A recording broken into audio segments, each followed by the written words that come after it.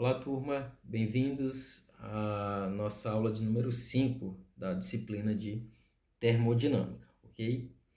Bom, o tema da nossa aula vai ser a teoria cinética dos gases, ok? Então, pela primeira vez agora, depois dessas aulas, nós vamos fazer uma conexão entre a natureza microscópica da matéria com a natureza macroscópica, tá? Então, a gente vai fazer um link entre as variáveis termodinâmicas, que são quantidades macroscópicas, tá? Pressão, volume, temperatura, energia interna, entropia.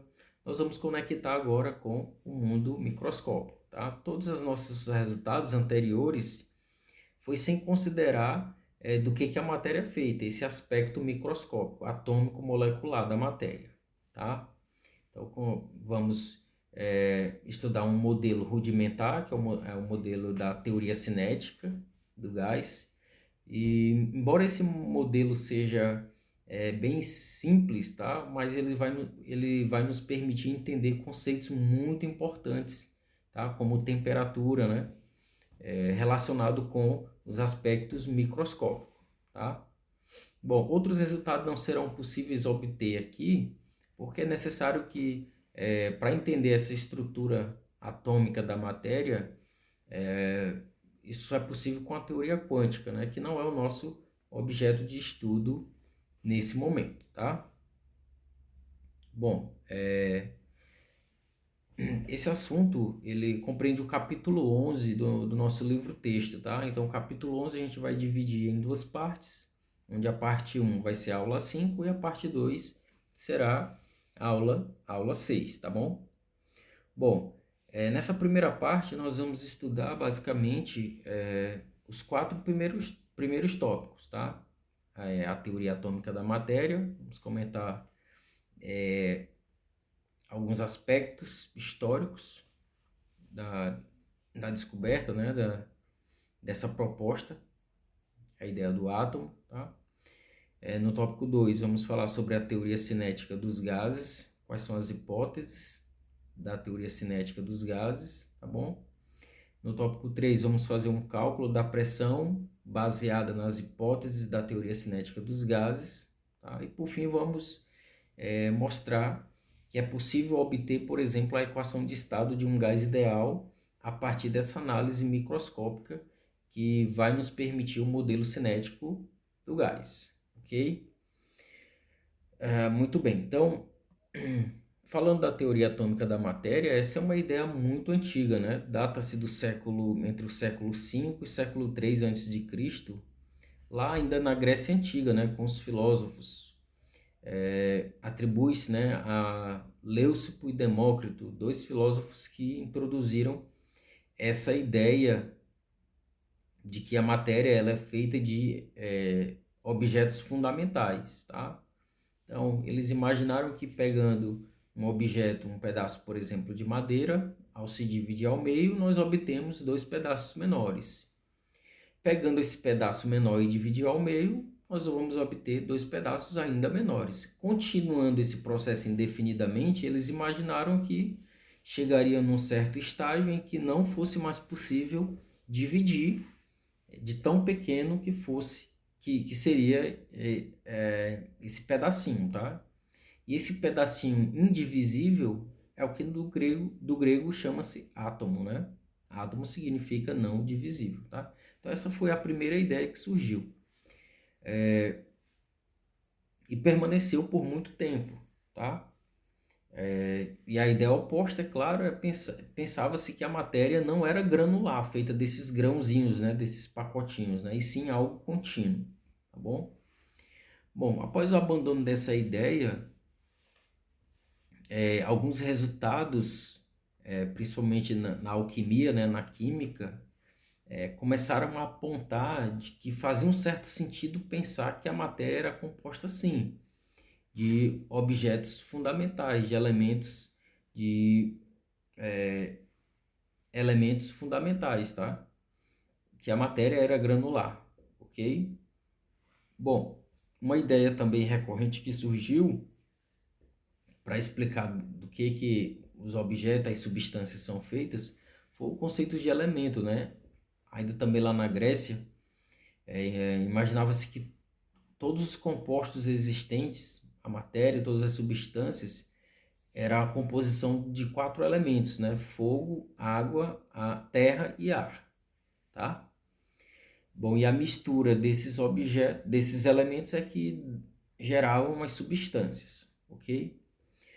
Bom, nós temos que destacar algo muito importante, uma descoberta muito importante da química, que foi uma descoberta que trouxe novamente à tona a teoria atômica da matéria, que foi a lei das proporções definidas. Bom, na lei das proporções definidas, percebeu-se que, por exemplo, para se obter água H2O, era necessário pegar 1 grama de hidrogênio e 8 gramas de oxigênio, tá? Sempre nessas proporções. Se pegássemos 2 gramas de hidrogênio, eu teria que pegar o dobro de gramas de oxigênio, tá? Então, esse 1 grama de hidrogênio mais 8 gramas de oxigênio resultaria em 9 gramas de H2O, tá? Se eu colocasse 2 gramas de hidrogênio com apenas 8 gramas de oxigênio, o que eu iria ter como produto seria 9 gramas de água, que é 1 grama de hidrogênio mais 8 gramas de oxigênio, e iria sobrar 1 grama de hidrogênio, tá? Então, as substâncias compostas, elas seguiam sempre essas proporções definidas. A mesma coisa, essas proporções, elas obedeciam também volumes, não só massas, né? Mas também volumes, que é a lei das combinações volumétricas, tá?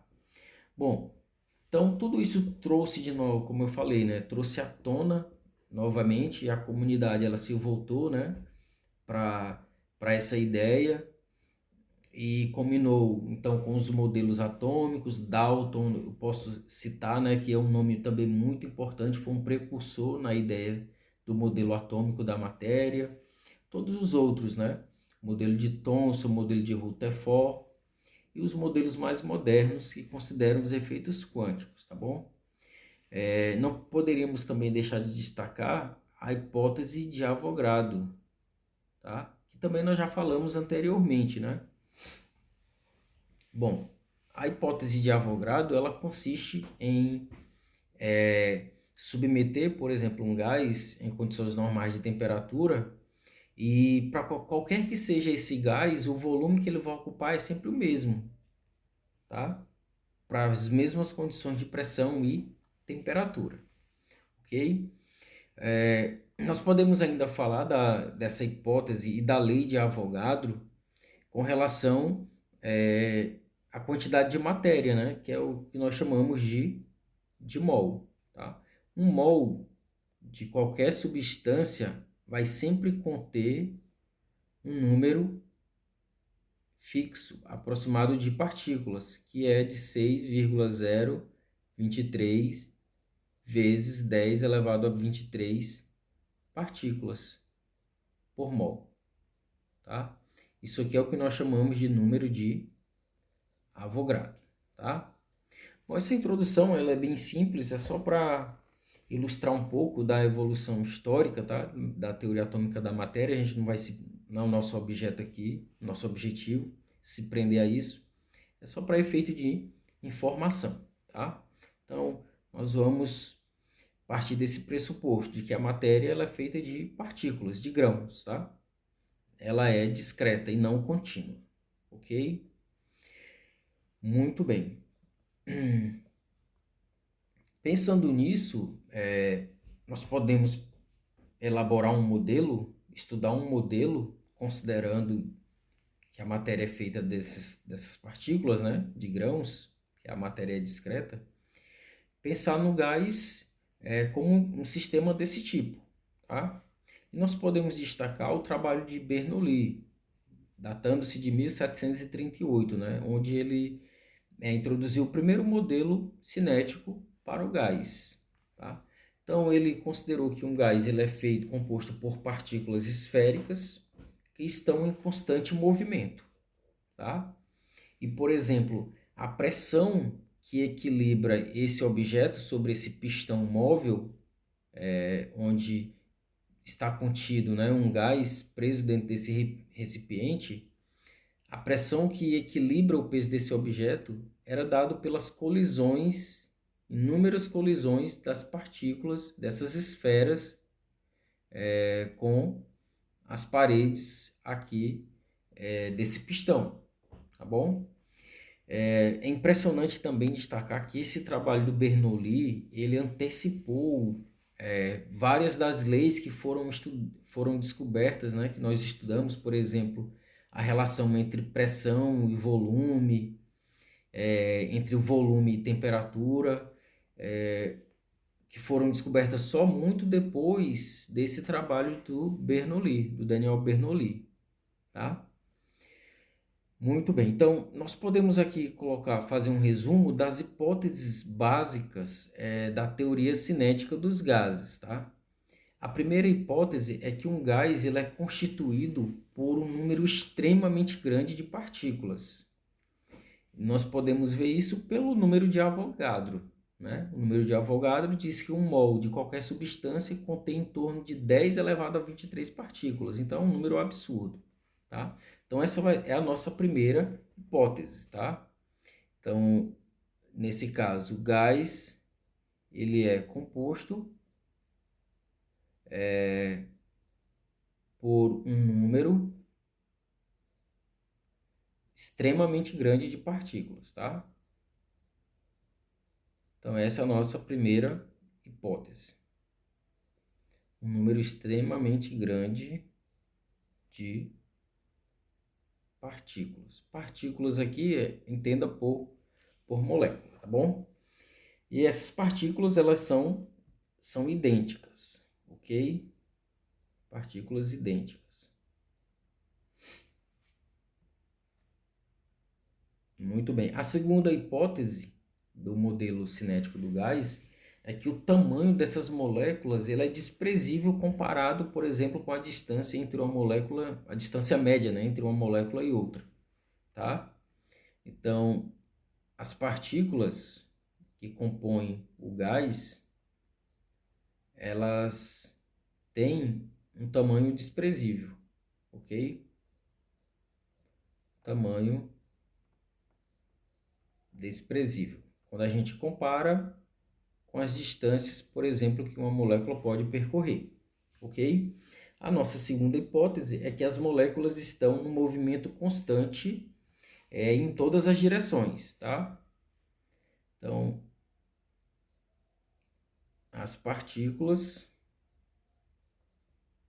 estão num movimento